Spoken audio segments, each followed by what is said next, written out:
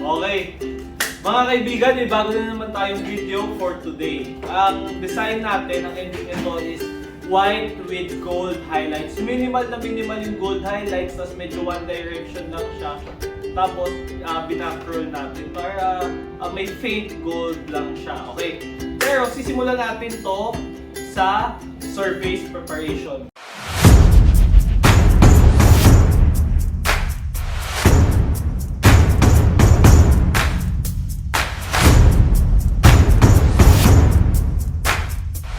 Okay, sisimulan natin ito sa surface preparation.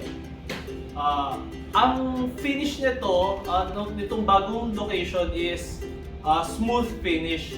Ganito yung masasuggest namin sa mga bagong bahay or bagong nagpapagawa na gustong magpa-epoxy resin. Kasi pagka smooth finish siya, konting repair na lang or konting resin na lang ang gagamitin natin. Okay?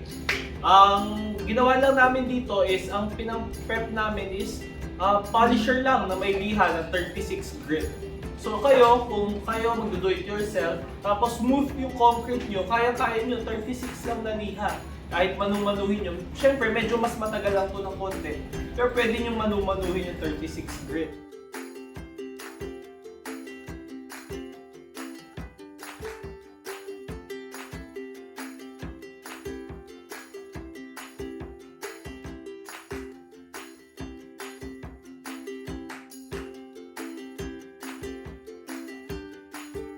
Ngayon, smooth na siya, mag-ano na tayo, mag-primer.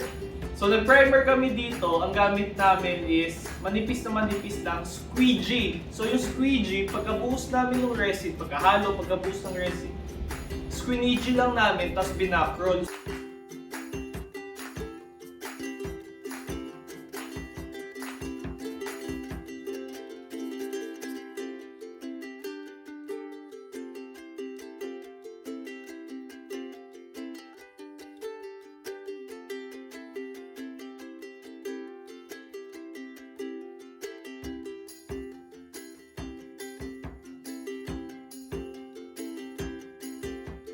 So, ang lalabas dito, manipis na manipis. Bakit namin ginawa to is, gusto lang namin makita yung mga cracks, yung mga imperfections.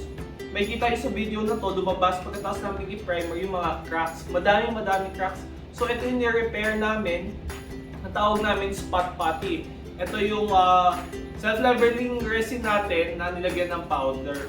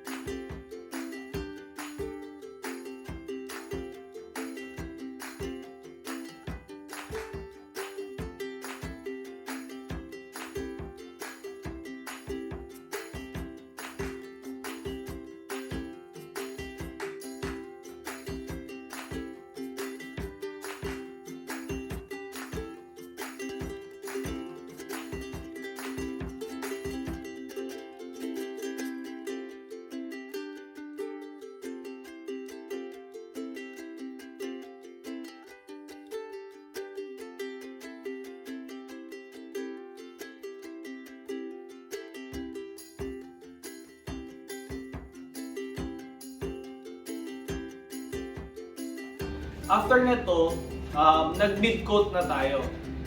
After natin ma-repair itong mga cracks na to, mid coat naman. Dito sa mid coat, yan, medyo may thickness na tayo. Ginawa namin siya para self-leveling na yung kapal.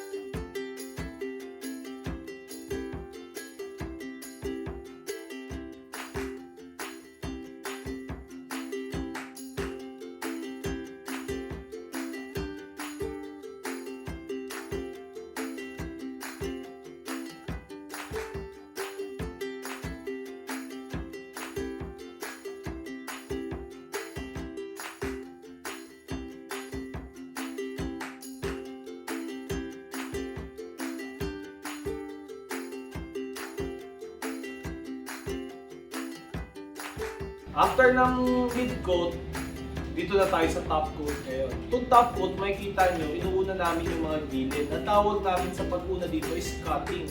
So kung gagawa kayo ng rooms or any project sa flooring, ang uunahin nyo is yung mga gilid. Ang tawag dito is cutting. So dun yung muna i-focus kasi mahirap, pagka ni-roller mo, mahirap na idikit sa gilid yan.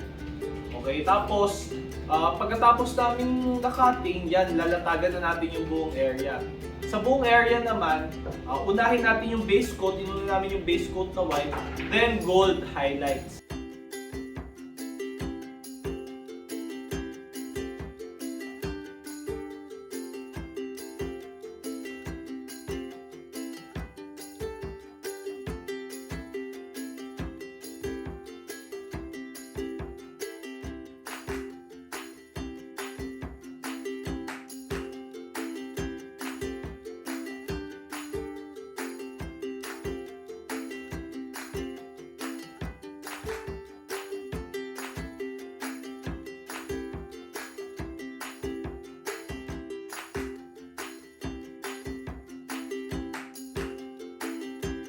After ng gold highlights, pwede na natin i-backroll yung design. Dito sa highlights, makikita nyo minimal yung ginamit namin. Tapos pagkalatag namin, kung paano namin siya nilatag, kunwari pahalang din yung pagkaka-backroll niya. After nito, papatuloy na rin natin, and the next day, okay na, pwede na nating matapakan yung area. Pero be warned, dapat 3 days ang full cure bago mabalik yung mga gamit. Tapos 7 days naman kung lilinisin mo siya ng kung ano ng mga chemicals, kasi 7 days ang chemical cure niya.